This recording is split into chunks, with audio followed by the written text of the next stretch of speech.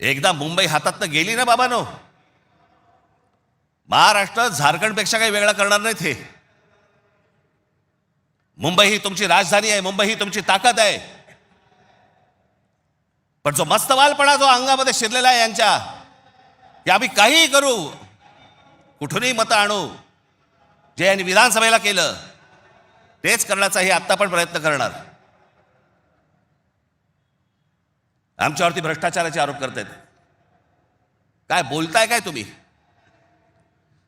देवेंद्र फडणवीस ज्यावेळेला मुख्यमंत्री होते त्यावेळेला ह्यांनी छगन भुजबळांना जेलमध्ये टाकलं होतं, हो की नाही? आत्ता मांडीला मांडी लावून बसलेत. अजित पवारांचे बैलगाडीभर पुरावे घेऊन गेले होते. काय किती 70 का 80 हजार कोटीचा काहीतरी घोटाळा, त्याच्याबद्दल पुरावे बैलगाडीतनं घेऊन गेले होते. आता काय सांगतायत?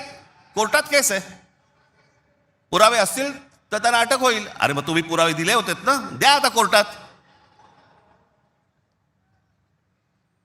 ही सगळी बाहेरून सगळी माणसं आणायची, इथे भरायची, तुमचा टक्का कमी करायचा, तुमचं अस्तित्व घालवायचं. इथे येऊन ह्यांची माणसं बोलणार, इथे उत्तर भारतातनं माणसं येणार आणि म्हणणार इथे तुम्हाला. काल एक कोणतरी उत्तर भारतातला माणूस बोलत होता म्हणे, मुंबईमध्ये म्हणे नोकऱ्या जर घ्यायच्या असतील महानगरपालिकेमध्ये तर इथल्या स्थानिकांना, उत्तर भारतीय लोकांना दिल्या पाहिजेत. हे बाहेरून येणारे म्हणे कोल्हापूर, सातारा, सांगलीवरनं येणारी माणसं हे बाहेरच्या लोकांना द्यायची नाहीत म्हणून. बाहेरची लोक म्हणजे आमच्या सातारा, कोल्हापूर, सांगलीमध्ये येणारी आता हे बाहेरची लोक झाली आणि हे आतले.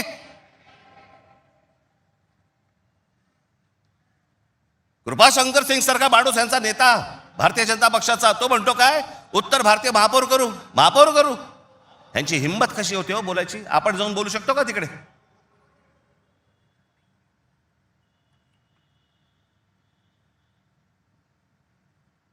याचं कारण तुम्ही एकत्र येऊच नाही याच्यासाठीचा बंदोबस्त यांनी केलेला आहे. म्हणून काय करायचं? पैसे टाका, माणसं फोडा. यांचं मुंबईवरचं लक्ष उडालं पाहिजे, महाराष्ट्रावरचं लक्ष उडालं पाहिजे. हे मराठी म्हणून कधी एकत्र येताच कामा नयेत. आणि मग आपल्याला जे साध्य करायचंय,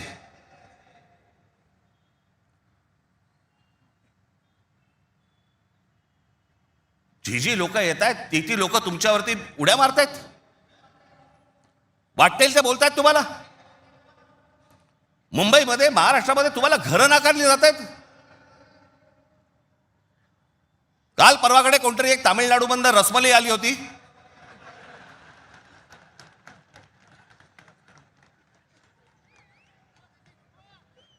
तो सांगतो मुंबईचा आणि म्हणजे महाराष्ट्राचा संबंध काय? भडव्या तुझाच काय संबंध आहे इथे याचा?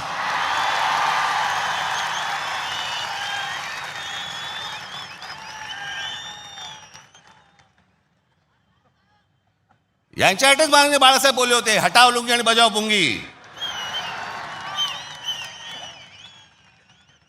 आज अनेक दाक्षिणात्य इथे राहत आहेत, अनेक जैन मारवाडी इथे राहत आहेत,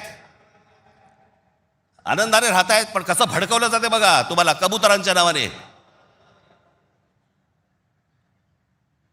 कबूतर राहिली बाजूला, पण हे सत्ताधारी जे फडफडत आहेत ना, हा त्यांचा प्रश्न आहे. काल परवाची गोष्ट, इथे मुंबईमध्ये एक जैन मराठी वादावरती पडदा टाकण्यासाठी म्हणून एक बैठक झाली. ही बातमी फक्त नवाकाळला आली होती. त्यांचे कोणतरी एक जैन मुली निलेश चंद्र आहेत, निलेश चंद्र बघा. ते जैन मुली निलेश चंद्र काय सांगतायत तर कबुतरे खाणे आणि मांसावरून मराठी जैन समाजात पेटलेला वाद मिटवण्याची जबाबदारी मुख्यमंत्री देवेंद्र फडणवीस यांनी भाजपा मंत्री मंगल प्रभात लोढा यांना दिली. मात्र मंगल प्रभात लोढा यांनी हा वाद मिटवला नाही तर ह्या समाजामध्ये जास्तीत जास्त भांडणं कशी लागतील हे पाहिलं.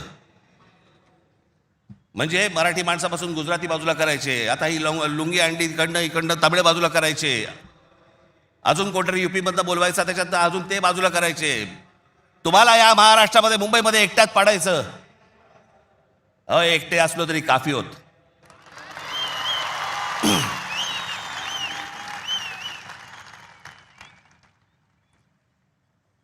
नको त्या वादात जाऊ नका. आमच्या यांच्या गुजरातमधनं बिहारी लोकांना ज्यावेळेला हकलवले त्याच्या बातम्या नाही होत.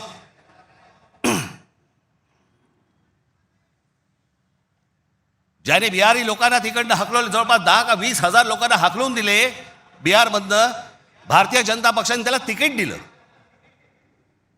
निवडणुकीचं तिकीट दिलं. आणि हे वाद फक्त तुमच्यासाठी आमच्यासाठी इथे फक्त करून ठेवतायत. मी गेले अनेक वर्ष सांगतोय तुम्हाला, हे सगळं हे जे मुद्दामून जे चालू आहे, तुमचं अस्तित्व नष्ट करण्यासाठी हे सगळं सुरू आहे. आज ही मुंबई हातामध्ये गेली. मुंबई का पाहिजे हातात? आज केंद्रामध्ये यांची सत्ता, राज्यामध्ये यांची सत्ता, पण उद्या मुंबईमध्ये, ठाण्यामध्ये, कल्याण डोंबिवलीमध्ये, आमच्या MMR रिजनमध्ये उद्या ह्यांना जर काही करायचं असेल, महानगरपालिकेची परवानगी लागेल. आणि महानगरपालिका जर आपल्या हातात असतील, हे जमिनी विकून देऊ शकत नाहीत, हे अदानीला जमीन देऊ शकत नाहीत.